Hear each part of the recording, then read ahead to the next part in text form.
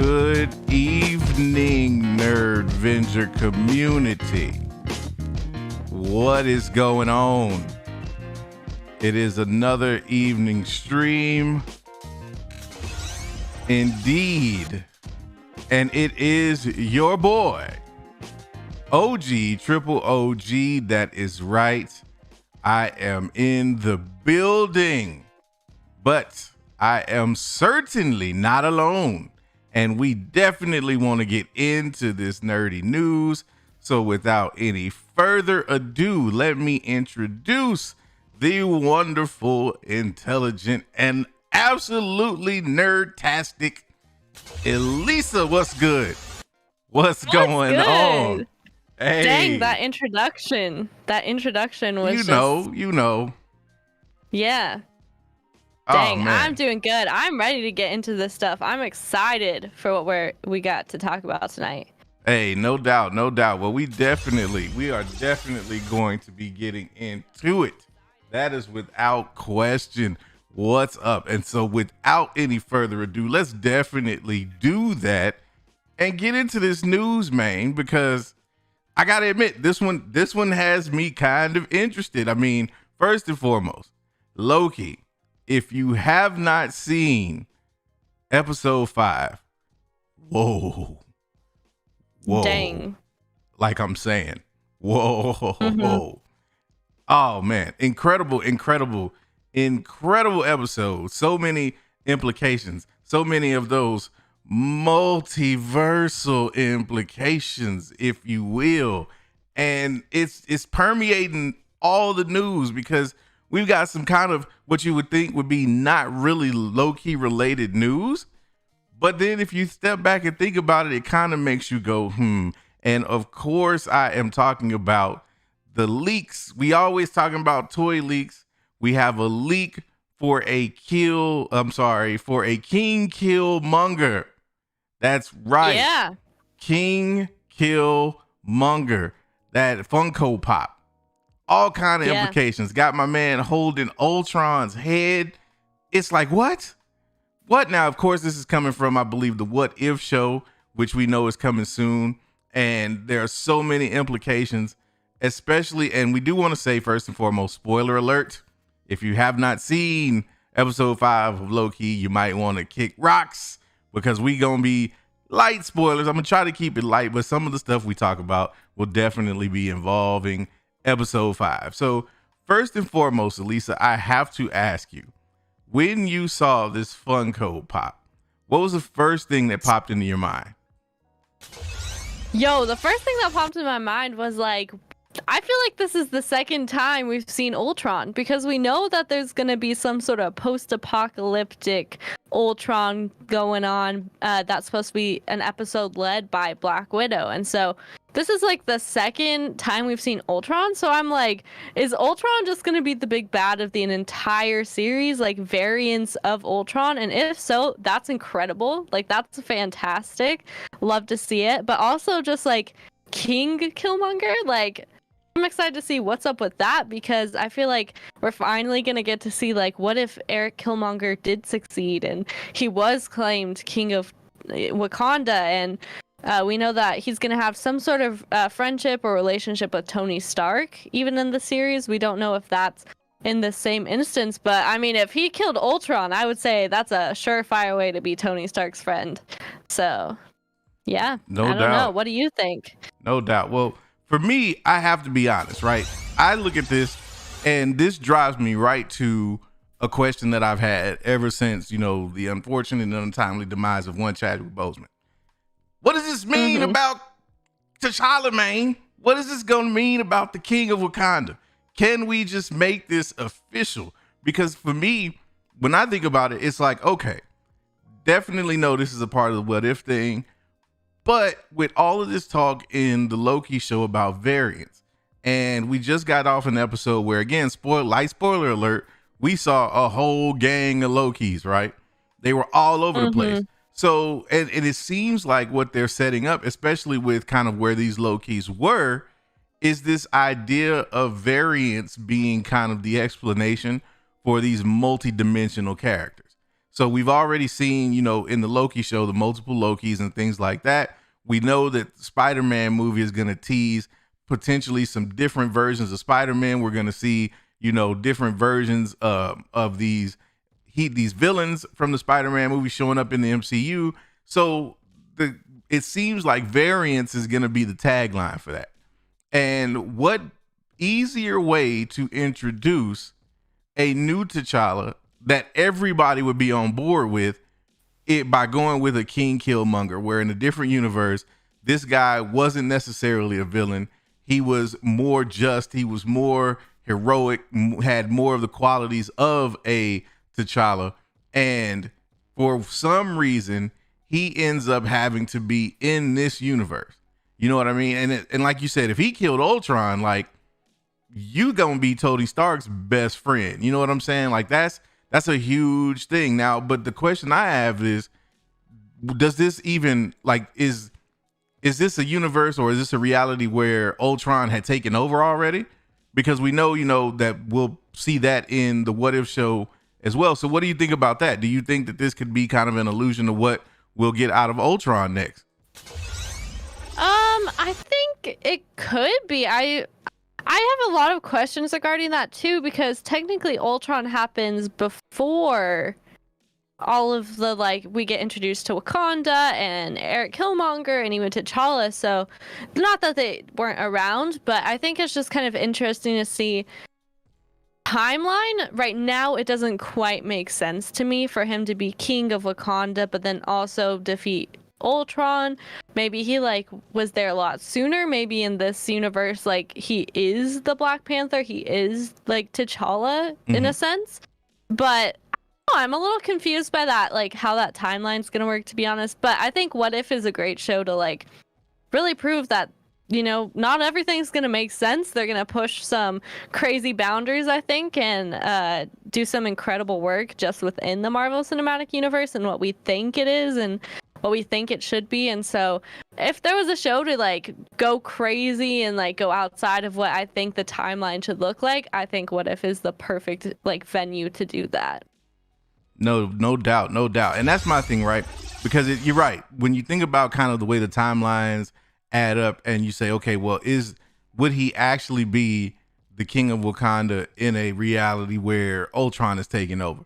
Who knows, man? But what really gets me about this is that this whole idea of variance, this whole idea of, like, multiversal versions of characters, it's like, this is kind of like a nerd's dream scenario, because now you can just pull characters out the box. You know what I'm saying? Like, you can get anybody and have them show up, and there's a justification or an explanation for it. So not only that, but it actually even gives you the credence to kind of tie back previous versions of characters and things like that. So, you could see all kinds of stuff as a result of this What If show.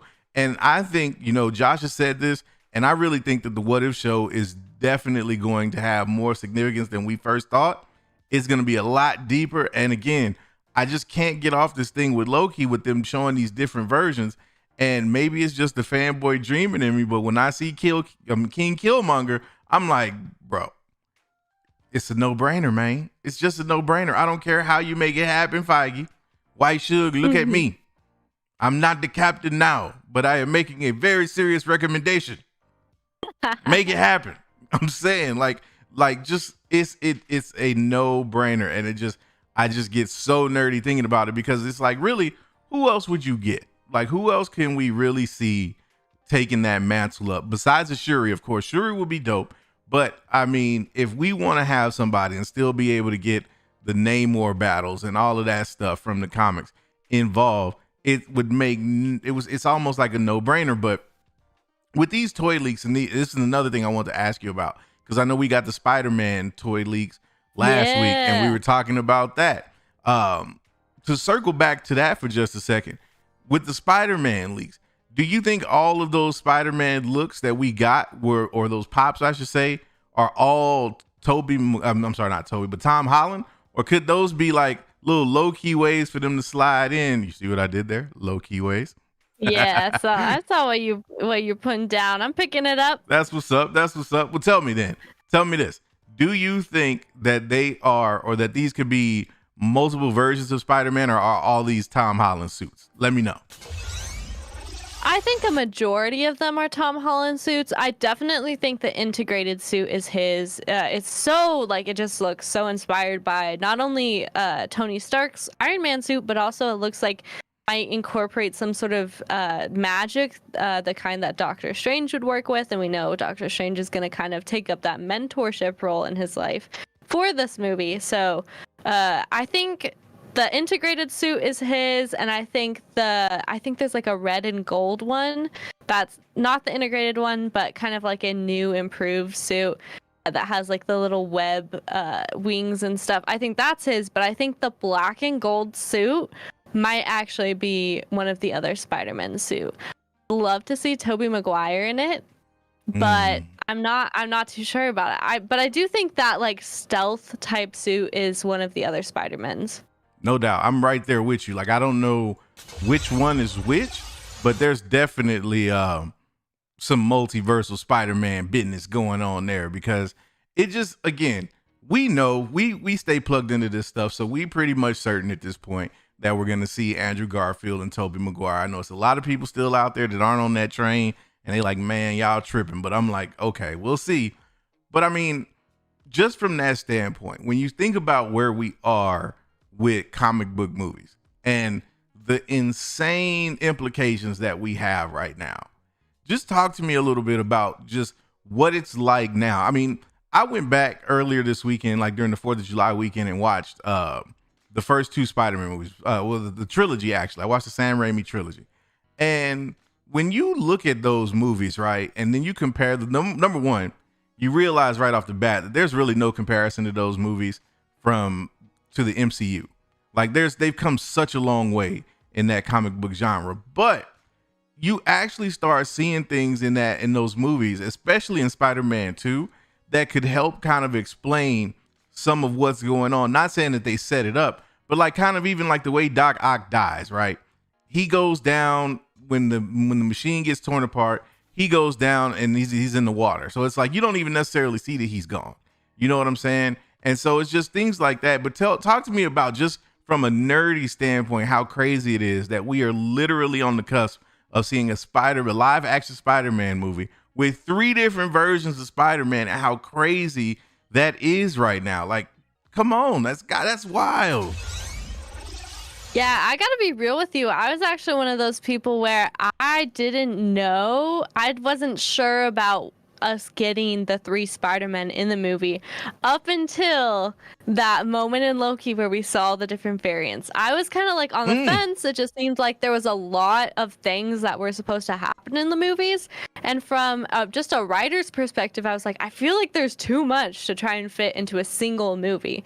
So I actually thought they were going to break it up into 2, where one would kind of like show him finding the different villains, and then the second one would kind of show his journey with the different Spider-Men.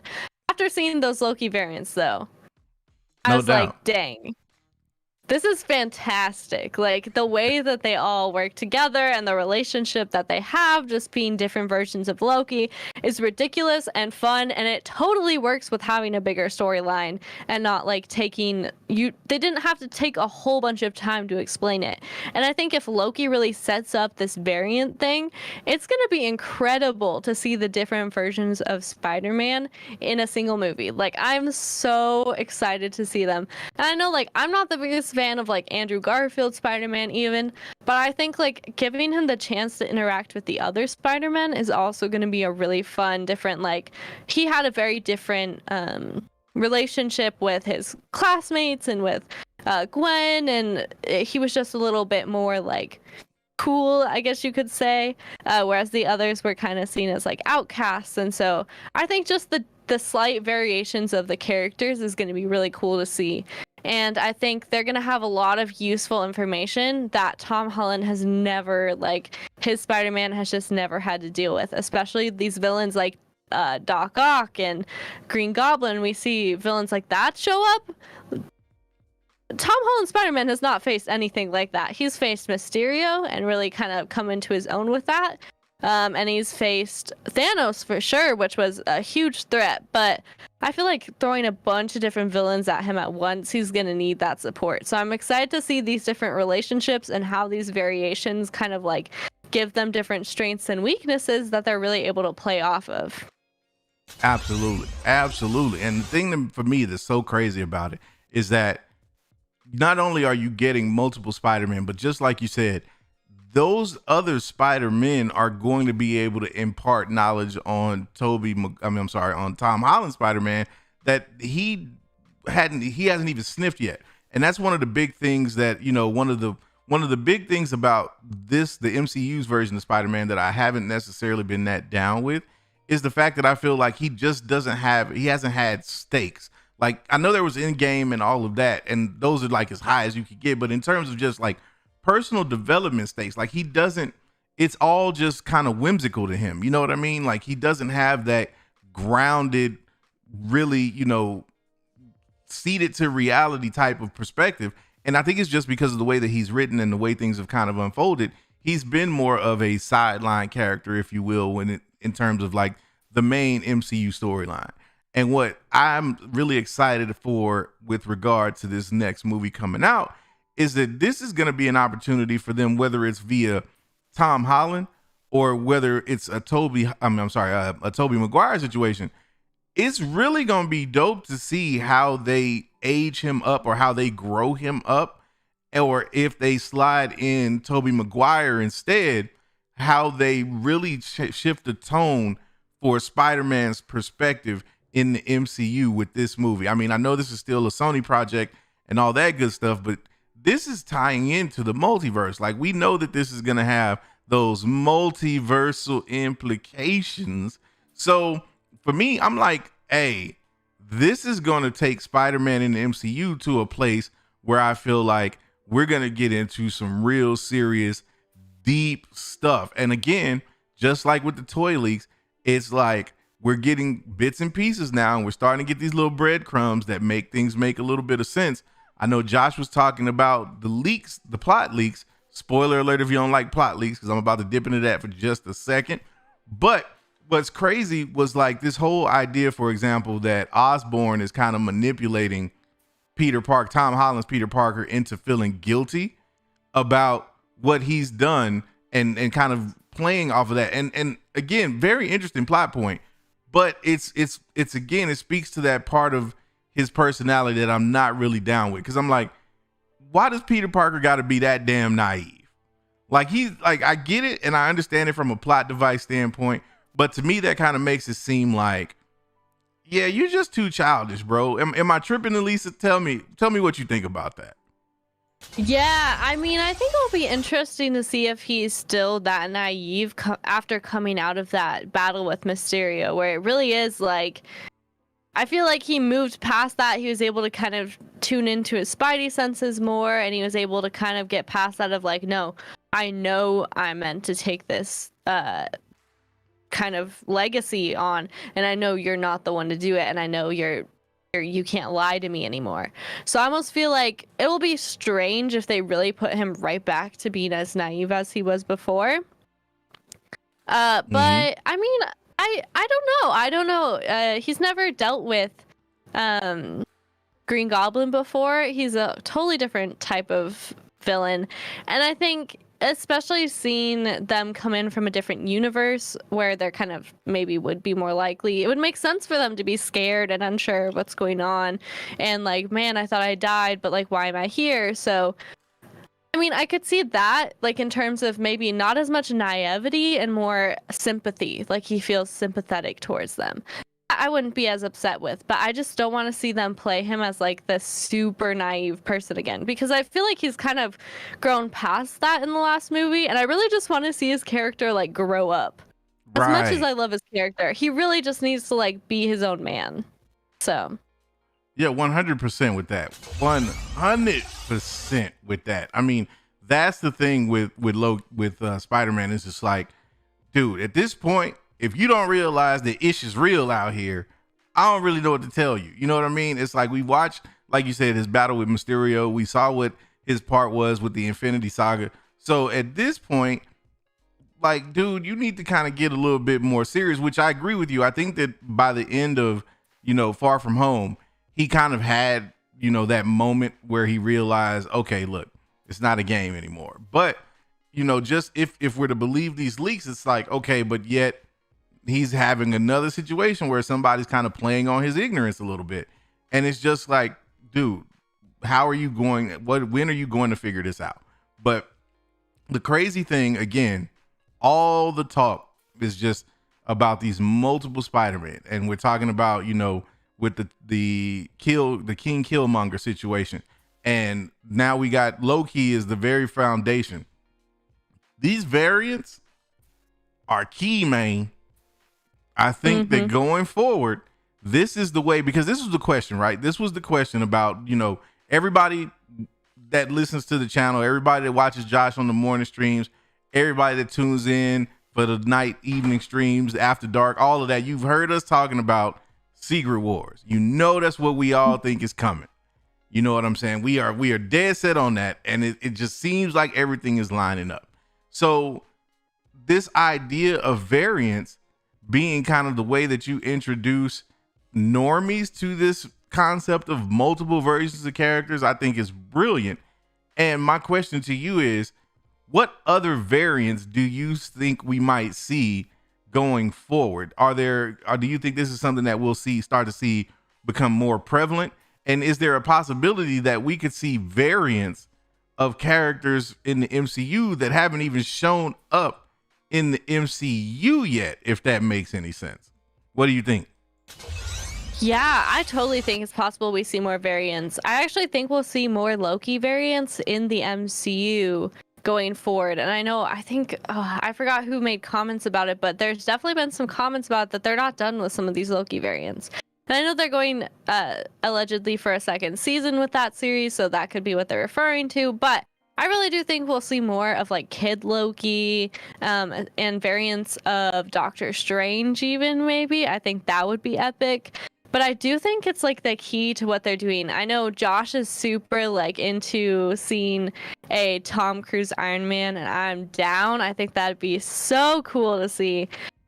But I do really think we'll see more. And I think one of the things that it's going to do, and one of the things that Loki has proved, I said this before, but I'll say it again, is that Marvel can take these characters now that we've lost and give us new variations of it, and we'll fall in love with it just the same. And I think that's one of the things Loki really has proven is like Old Man Loki. Loved Old Man Loki or classic Loki.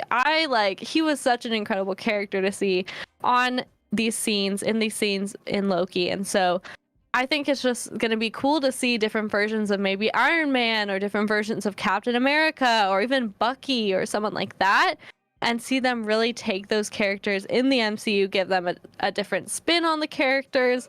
And I think it's totally something that like I would love to see going into things like Secret Wars, where those characters still play a prominent role in that. I also think that it's possible. I don't want to get my hopes up, but I think it's possible that some characters we've seen, like Ralph Boner, could even be explained as a variant, which would be fantastic because I just feel like that was such a letdown. So if they could really redeem themselves with even that, using this variant explanation. Now we talking, you know what I'm saying? Now we get into the good part, because again, it's all with me. It's all about connective tissue. It's all about making things make sense. It's all about telling a story that has a through line from start to finish. And going back to WandaVision, that was the big complaint that we had, was we felt like we all got Ralph Bonered, and that a lot of the stuff that went down just didn't really, there was no real significance to it.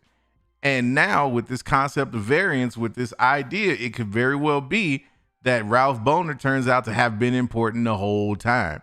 And if we find that out, hey, I will go back and look at WandaVision in a whole different light, because again, there will be payoff. There will be things that we saw that didn't necessarily pan out in the show that actually as we continue to watch this MCU phase, we end up understanding a little bit better. So that's cool. Like, I'm with that. I'm absolutely with that. I think with these variants, and the idea of more Loki variants being on the way of the possibility, I'm totally down with that. Because this last episode of Loki, what was so incredible to me was just, this was like every episode. I would say the last couple of episodes have really ratcheted up just the comic book craziness of the MCU. I think that was the thing that, again, going back to WandaVision, going back to Falcon and the Winter Soldier, the one thing that we kept saying was up the ante. Like, let's see the stakes raise a little bit. Let me see what you do now that we're in the phase. Now that you've gotten everybody used to this world, this universe, we understand what's at play. What are you going to do to turn it up? And now we are seeing, like, this is insane. Like, the stuff that's going on in Loki is really mind-blowing when you think about, again, going back and watching some of those older comic book movies like the Spider-Man movies, even going back and watching some of the earlier MCU stuff. And to think this is where we are now in just, what, a 10, 12-year span? This is crazy. And the Loki episode, again, I loved every single Loki variant in that show. You know what I'm saying? Every one of them killed it. Old man Loki stole the show. You know what I'm saying? Mm-hmm. It was incredible watching Richard E. Grant get down. And it's so telling to me, I think. And there's so many different possibilities. Like, I know everybody's saying Kang. And more than likely, it's probably going to be Kang. But there's still possibilities that it could even be like a King Loki situation. You know what I mean? There's so many different things that could be coming out of this. So my question for you would be, where do you think it's going with one episode left? How do you think they wrap this up and get us ready for Spider-Man, Doctor Strange, or whatever's coming next? What do you see happening with that episode?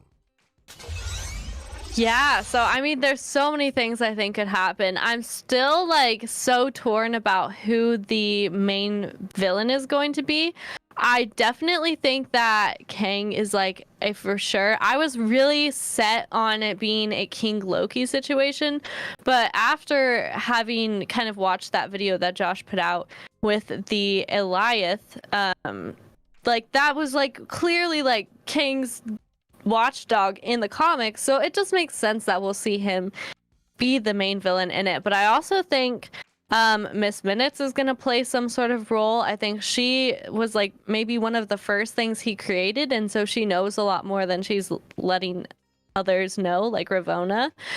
And I also think it will be, I really just want to see the multiverse like rip open, like just to see everything go like crazy. Every like multiverse is crashing and kind of colliding and different branches connecting and stuff. I think even that could like set up something crazy for Spider-Man, where what if like the multiverse didn't break? What if it's just that our Marvel, like our what we know as the MCU timeline, collided with these other timelines, and now they have like people going in and out, kind of swapping in these different universes. Like, I just want to see them go crazy with it. I just want to see them like really raise the stakes, like make it super awesome visually, like beautiful cinematography and stuff, and just for them to go crazy with it and like do the most. I'm just ready for Marvel to do the most with that final episode. What about you? Yeah, no doubt. We are definitely speaking the same language on that, because I'm thinking for this last episode, I would really love to see is for them to give us the reveal of the TVA and who's behind it, but for them to do it in a way where we still get hung up and don't really understand what's at play, or you tease what's at play. Like if it's Kang and Kang's behind it, then so be it. But whatever his motive is, that needs to be something that's kind of just hung out there and left for season 2, or left to be pushed further along once we get to like Ant-Man and Quantumania and all of that stuff. Like, that's what I want from it. Now, there was one thing that people were saying last night when we were watching the watch party. And if you don't know about the watch parties, man, you need to learn about it, because we do watch parties we've been doing them for the last 5 weeks. We do it for every major show. So make sure you be down with that. If you can stay up, that is, because it do be late as hell. But what was crazy was a lot of people was like screaming Castle Doom again last night, and it was like, could Doctor Doom be behind it? Would they really go there like right now? And I mean, when you think about Secret Wars, then that really starts to get your mind running, because it's like, wait, you think about Jonathan Hickman's run of Secret Wars and how Doom was, Raboom Alal, and how like he was behind all of that in the comics. And it's like, okay, are they laying groundwork for that now? Or are they going to be going in the Kang direction? Again, you see in the episode, there's a shot of the head of the Living Tribunal there on the ground. So then it's like, okay, well, somebody knocked the Living Tribunal off at some point. Like, this is not a game. Like, now we talking about, like, it's really starting to build up and get us to that point. So I would like to see the finale, like, really just put a nice little bow on the TVA arc. Let us know who was behind it. But then let that be also an introduction into like the larger issue of maybe what you're mentioning, like with the multiverse ripping open. And what I'm thinking when I go back and I look at all of these episodes that we've gotten of Loki so far, they have been obsessed with this idea of pruning timelines. Like they want to preserve the sacred timeline, if you will. Well, if we are to assume that the TVA is up to some nefarious business, then there may be a reason that they don't want these alternate timelines to exist, i.e. they don't want some random possibility of a specific character or somebody being able to foil whatever the plan is, the whole, like, in the long run. And my thing is, maybe that's where we start to get the multiversal madness, is because now, kind of borrowing the line from the Jurassic Park movies, life is just finding a way.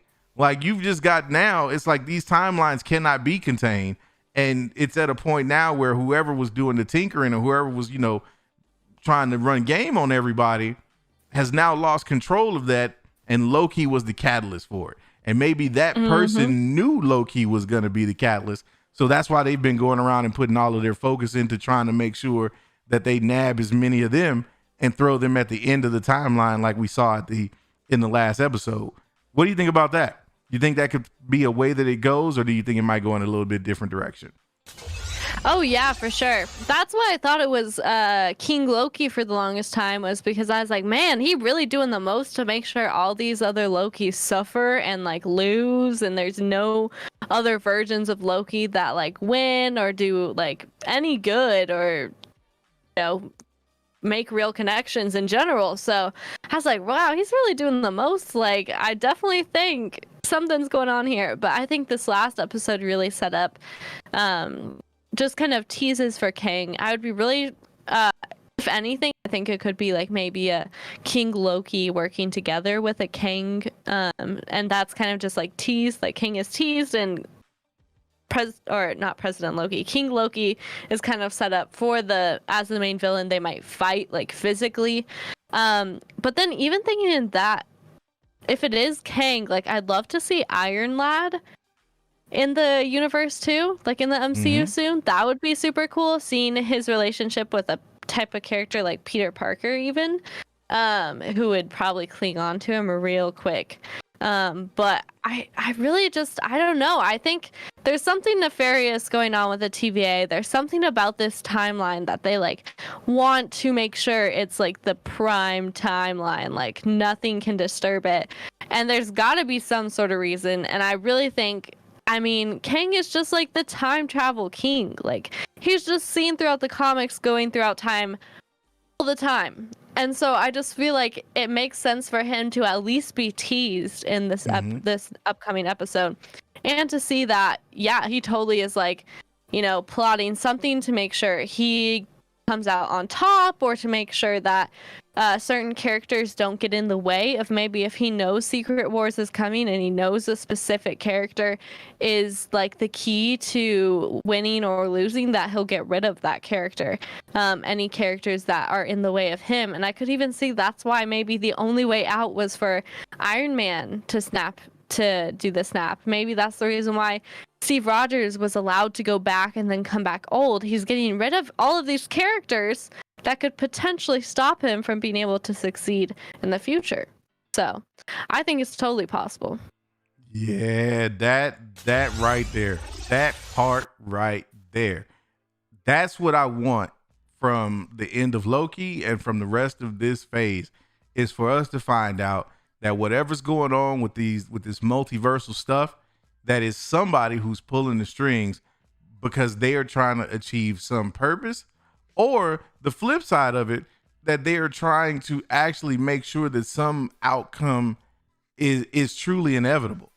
Because I would be down with either one. Because if you could, because you could even go kind of the Illuminati route to where it's like, no, we've been having to manipulate, or we've been working with this dude to manipulate the timeline because we have to make sure that we avoid the multiverse destroying itself. And it really be a situation like that that could turn things on its head. But I'm down with either one. I just want more multiversal implications, and I want them to bring us straight to Secret Wars, because all signs point to Secret Wars, and all of this stuff is just opening up the door for a crazy, crazy ride in the MCU. And it's crazy that we look at Funko Pops to kind of give us clues. But I'm saying though, King Killmonger, the like as a variant, I'm with that, like 1000% with that. I definitely would love to see that. Straight up, period, point blank.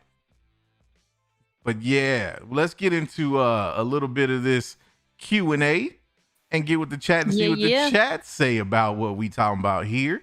And as we do that, as we do every night, we want to let you know that tonight's stream was brought to you by Surfshark. And if you don't got Surfshark yet, what you waiting on? I mean, it's not like you paying full price.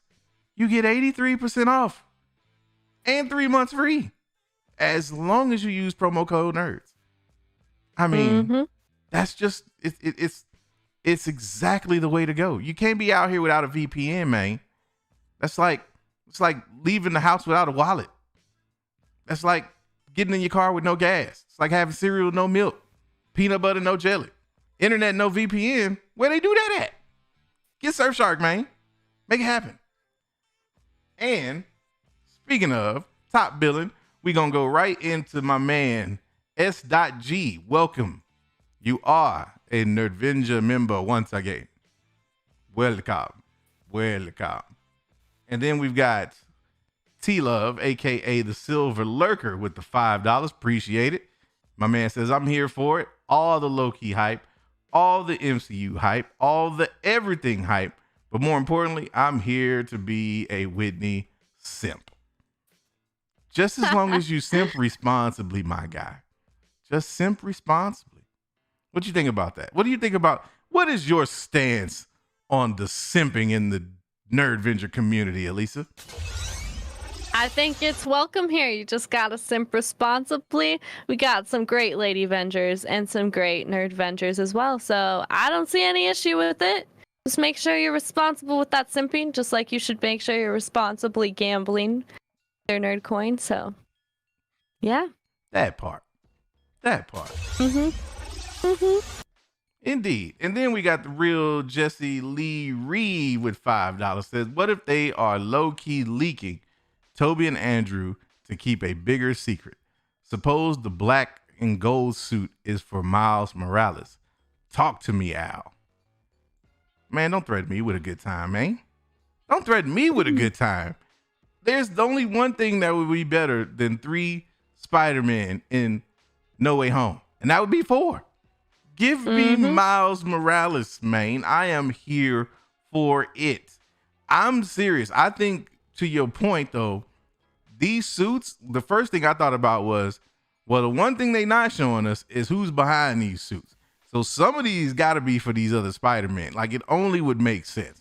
You're not going to get 50 million spider suits and have Tom Holland in all of them. That just wouldn't make any sense. So I definitely think it's something to it. But Miles Morales was definitely one that I wasn't thinking about. But now that you got me on that train, it's going to be hard to get me off it, man. What you thinking, Elisa? You think we might get a little bit of that Miles Morales action? Ooh, don't know. I don't know. I think there was a tease to Miles Morales in the first Spider-Man movie, Homecoming. So I almost want to see him kind of develop in the MCU or 616 we already have. And I'd love to see him pop up maybe after all of these Spider-Men kind of like are going crazy. Then he kind of is like, wait a second. Maybe he kind of realizes, oh, I'm not the only one, or there's more than just two Spider-Men out there. Maybe I can like get with the Spider Gang or something. But with all those costumes, let me tell you, I want an Into the Spider-Verse scene where Tom Holland Spider-Man has been going crazy, inventing all these different suits for different purposes, where they kind of like go down into whatever his lab like for making suits is, and just like get to pick their favorite one. Like to see Toby and Andrew be like, yo, these suits are so much cooler than the ones we had, and then just like get to pick their favorite one or something that they really like that would be epic. That's the scene I want to see. So no doubt I'm right there with you. And it's funny because I was checking out one of these millions and millions of 4chan leaks for the new Spider-Man movie, and again, take this with a grain of salt, possible spoiler alert, but there was one particular scene that just got me hyped, and it was this idea of, I want to say, Andrew Garfield Spider-Man and Tom Holland Spider-Man being dropped into Tobey Maguire Spider-Man's universe or something of that sort, and him kind of leaving a note for them or something to go find him at some remote cabin out somewhere or something like that, and they show up, and Mary Jane Watson, played by Kirsten Dunst, answers the door, and she's like talking to these cats, and then down the stairs comes old Tobey Maguire, Peter Parker, and he's like, oh, who are you guys? And it's like, or how did you guys get here? Or something like that. Mm-hmm. That, like, it doesn't have to necessarily play out like that, but that's what I want. I want the Tobey Maguire Peter Parker to be that dude, the one that's been through it, the one that's knows the most, the old grizzled vet. And I'm like you, I want him to have created like almost an Iron Man level of Spidey suits to where he's just got all the tech. Cause my dude's like, I done seen it all. I done it all. Like, y'all just need to catch up. That would just be amazing to me, because I'm partial to the Tobey Maguire Spider-Man. I realized once again, after watching that trilogy, just how much I enjoyed his performance. I know a lot of people weren't really down with him as Peter as much, particularly the homeboy Lavis, but nah, man, it's Toby all day. I'm sorry. I was watching that and I'm like, of those three, give me Toby all day. Indeed. So yeah, appreciate that chat, man. Hey, Miles Morales, we'll see, man. We'll see. But we also got Alonzo Law with the $5 super. Appreciate you, man. Said, will variants/multiverse be fixed down the line or be permanent, creating a comic book like MCU with series/events with different characters/variants? I will tell you what, that's my hope. That is my absolute hope, because they've actually, if they keep playing with this idea, then they've essentially have a built-in reboot mechanism in the MCU at that point, because now you can tell stories from different multiverses. You can reboot characters. You can recast characters if things happen behind the scenes and you have to get a different actor or actress to portray a character. You have a built-in mechanism to explain that going forward. And in my opinion, why would you not utilize that mechanism if you have the means and if the people want it? If it's going to make money, then why not? And I'm like, how could it not make money? You see what they've done with the MCU thus far. Imagine if we get, a series where it's like a council of, who knows? Like, it could be Thor. It could be multiple Hulks. Like, imagine something like that where, because people are not necessarily down with the Professor Hulk. So what if you get like a World Breaker Hulk in the crossing over, or World Breaker Hulk variant, or you get any kind of variant, like any Guardians variants. You can get a Doctor Strange variant, just all kind of stuff. Like, you can just give me a show called Variants and just let it be, let it just be wild. Just blow the lid off it. Like, that's what we here for. What do you think about that, Elisa, though? Are you down with the variants to the level that I am? And would you be here for it? Yo, I'm down. I think if anything, Loki's just gonna set that up.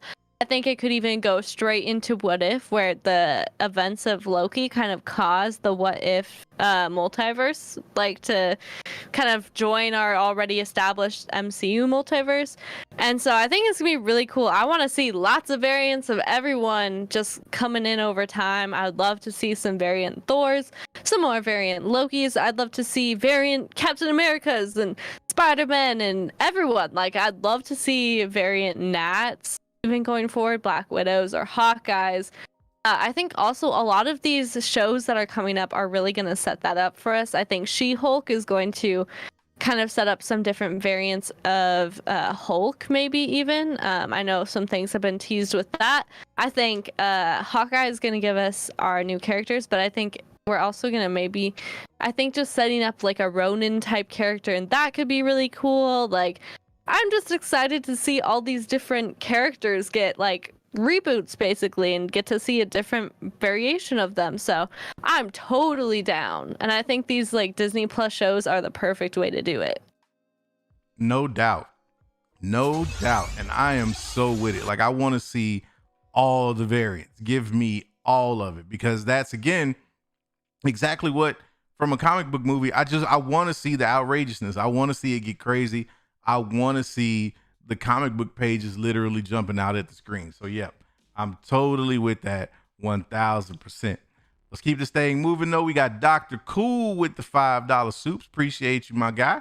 Says, my theory for Steve Rogers has always been that Kang allows him to live his life to keep him out of the fight. I like that. That's definitely a dope concept. Like, and Elisa, this is something that you just mentioned as well, is the idea of maybe Kang having certain things happening to take certain pieces off the board. And that definitely sounds like some maniacal Kang type ish, because if you've been hopping all up and down the timeline and you know what things are going on, then by process of elimination, you probably are trying to figure out how or what sequence of events needs to unfold in order for your ultimate plan to be hatched and actually be brought to fruition. So talk about that a little bit. How do you feel about it, and where do you see kind of that situation going? And do you think, I know you mentioned it a little bit earlier, but do you think Kang could really be the one pulling the strings to that effect? Oh, for sure. I think especially if we saw him team up with a character like Doctor Doom, we could totally see them kind of pulling the strings behind the scenes. They know Secret Wars is coming up, and so they're making sure their team is stacked and the other team's like just not ready for it. So I definitely think if I was a nefarious character trying to like control the timeline, I would get rid of any opposition that I thought could possibly affect my ability in the future to kind of live out my life as powerful or whatever he's trying to get. Like, I would remove a ton of obstacles. And I think letting Steve Rogers go back in time and live out his life so that he's not there is one of the biggest things I would do, because we see like Captain America is a big threat. Iron Man is a big threat. They were able to take on Thanos. And so if they were able to take on Thanos, you definitely know you don't want to be facing them if you've already got to face other enemies in this multiversal war that might be coming up. So I think it totally makes sense. I would get rid of as many people as I could. I think that also could include Black Widow's character, was gotten rid of. I think there might be something at work that they're trying to manipulate, maybe even with Wanda and her search for her kids, something there that might be going on. But for sure, I think they're trying to eliminate as many people as possible on the way. Oh, for sure. And I think, as we continue to move forward, we're going to see more and more examples of how that's going to play out. And I think what it's going to do as well is it's going to make us go back and revisit certain events and certain specific moments throughout the history of the MCU, not just in this phase, but even going back to the Infinity Saga, to really understand how or the why behind certain things that went down. Because I think that if that's the direction that they're going to go with Kang and have him kind of pulling the strings and manipulating events all throughout, then there's going to be certain things that we'll probably have a better understanding of moving forward, because now we'll have them in the proper context. So I can't wait. Like that's the crazy thing for me, is just watching all of that stuff unfold. Gonna be crazy. Gonna be crazy for real. Mm-hmm. Henry Fate, welcome. You are a Nerdvenger now. We appreciate you. I got Kevin0326 with the $5 soups.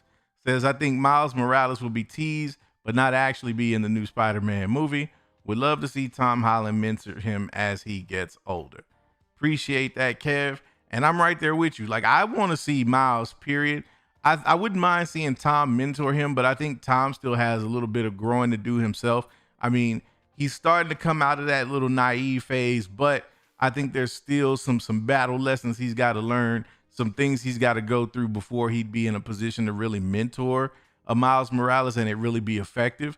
I think when I watch, the one thing that I noticed about Tom Holland's Spider-Man when I was watching the Tobey Maguire Spider-Man movies is that he's really, really young compared to the other two. Now, I get that, you know, age-wise, they were kind of in that same demographic. Tobey's was a little bit older, as he had graduated high school and was kind of had moved on to college and all that good stuff.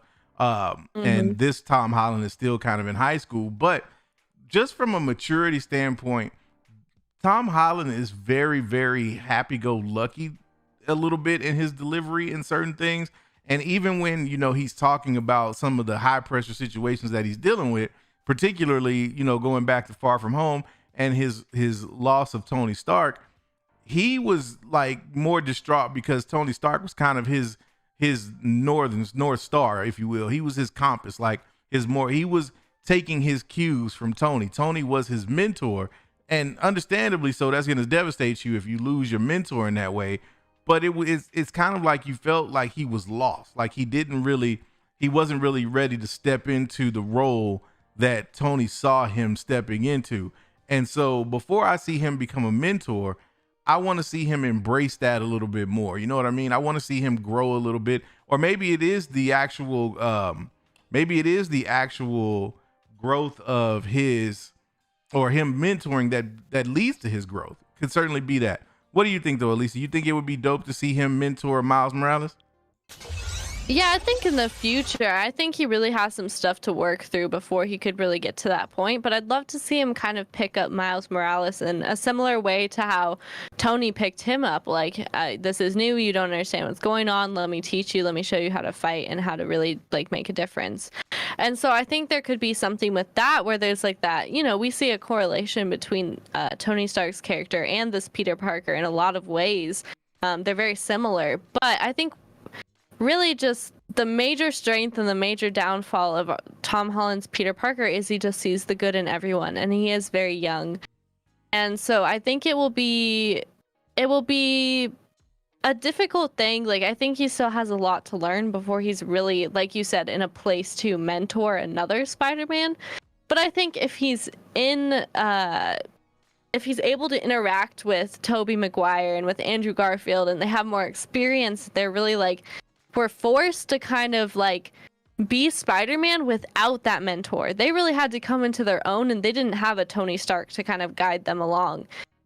That will really kind of push him, I think, to be his own person and to realize like he really has to step it up and be Spider-Man and like not rely on Doctor Strange even, or rely on a Tony Stark like figure in his life to be able to do that, because those characters didn't have that and they did amazing. So I think that's something he could learn from them, but I really don't see him mentoring Miles until he kind of learns that.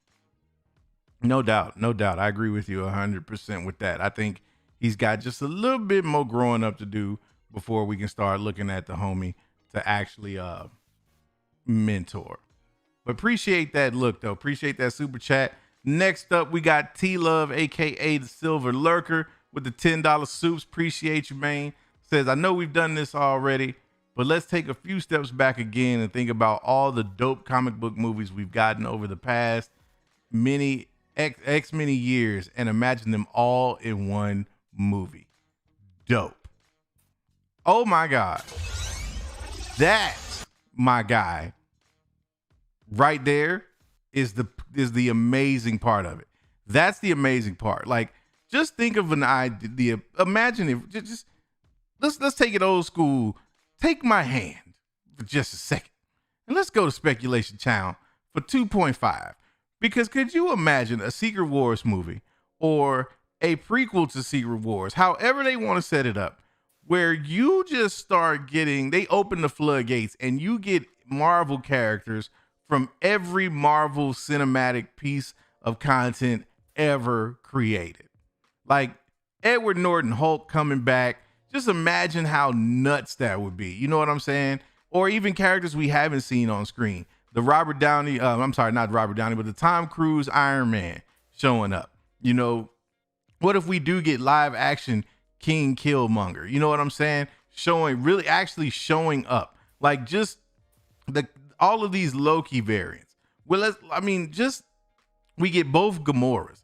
We get, Thanos coming back. We get all of this stuff and it's just thrown at us. Deadpool gets thrown in. We get X-Men characters showing up. You get like old school Charles Xavier. You get like even older school Charles Xavier showing up. Like it would be nuts, man. Elisa, like talk about it, man. It would be crazy, would it not?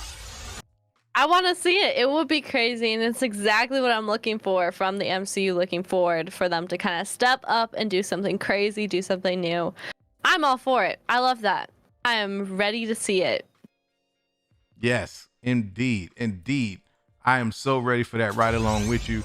I mean, that's like when we got the very first tease of Secret Wars, right? And I'm talking about when, right on the tail end of Endgame. And it was like, oh, well, we're only coming back if we do Secret Wars. Like, from that point, like, it just mind blown because I'm like, hey, look, you gonna give me all my favorite characters. And then we found out about the merger. We found out that now Feige was gonna have all the toys in the toy box. The first thing we started thinking about was, when are we gonna get these characters? And that's the thing, is like the MCU can introduce versions of these characters, that we've not yet met. And then later on down the line, introduce the ones that we are familiar with as variants. That's insane. Like, you now have the perfect mechanism to give fans exactly what they want. I'm even imagining spin-off shows where you could actually do shows, around these classic versions of characters that we thought we would never get to see again. Like, just think if you really do get, like, let's say Hugh Jackman Wolverine playing around with Deadpool in a show, or on Disney Plus or Hulu or something like that, or you put them in a movie. Like, that stuff is incredible, man. Like, we here for it. I know you here for it, Elisa. I know you here for it. Oh, I'm here for it. I'm here for it all the way. I want to see craziness. I'd love to see even like a Nick Cage Ghost Rider be thrown in the mix, or someone like that. I know people are like dropping all of these amazing characters, Wesley Snipes, Blade, into the chat, and I just think it's great. I'd love to see some of those like Hugh Jackman Wolverine pop up, and even if it's just a cameo, like we saw Throg was just a cameo in this last episode. Light spoilers if you didn't know. If there's any reason to watch the recent episode of Loki, it's to see that Throg cameo. But yeah, I mean, like, just to see these like characters even just show up for a moment would be like amazing, to get kind of that call back to where they started, but then also to see like they have so much more to explore with all of these characters. So absolutely. And I'm definitely here for it. And then we'll get to this last soups from Just Fernie, $9.99, super appreciated. Says, crazy theory, Loki big bad is darkest timeline Tony Stark, Tom Cruise, and instead of inventing time travel to defeat Thanos, he uses it to control the timeline, and his version of Jarvis is Miss Minutes. What? Oh, what? Man, look, this is why I say this is so dope, because then you get ideas like this, you get theories like this, and even if There is not a shred of that is true. I'm here for it just because of the speculatory goodness that is packed all up in that. Could you imagine? Dang. Like they roll up on that castle and we like, is it Doom? Is it Kang? And we look and we see the Iron Man suit, and out from the shadows walks Tom Cruise. Like, what? You know how much you would melt the internet with that. Like, you would literally cause breakdowns, dogs and cats living together, mass hysteria.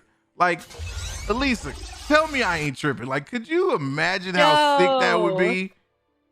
That would like be their best kept secret ever if they managed to like keep that off the internet, keep that out of leaks. Like, that's crazy. But I mean, we do see an Iron Lad version of Kang. That's kind of like a callback to like Tony Stark, right? Mm-hmm. So even that could be like so epic. Like, what if it's like a combination of like an evil Tony Stark and the Iron Lad version of Kang? Like, that would be. Oh man. I would like lose my mind. I don't think Josh could recover after that, and I don't think I could either. Like, that would be amazing. I would love to see that.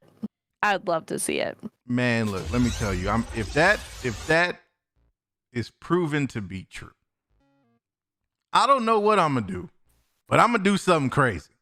Cause man, like, you want to talk about keeping a secret and then like just dropping it on people's heads. Like, man, but that's the beauty.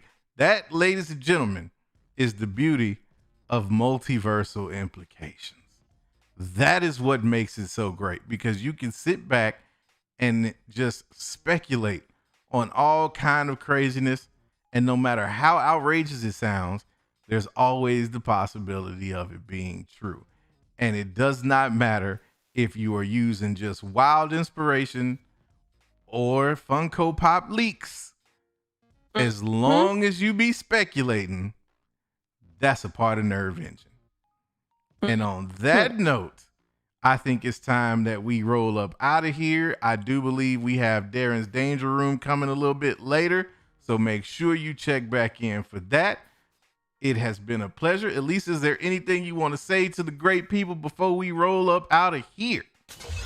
No, I just think it's been a pleasure to do this stream with you, Al, and also I'm looking forward to seeing Darren's Danger Room later tonight at 10. So we got some crazy nerdy content coming. I'm just excited to see all of it. So 1000%. So yes, like the Lady Main said, be sure to come back and check out Darren's Danger Room later tonight. I'm sure her and Josh are going to be getting into that Loki and talking spoilers. So get in there. And then tomorrow night, make sure you buckle up and roll through After Dark with me and the homie Lavish. You know we gonna have some thoughts on Loki and whatever else craziness we done came into for this week.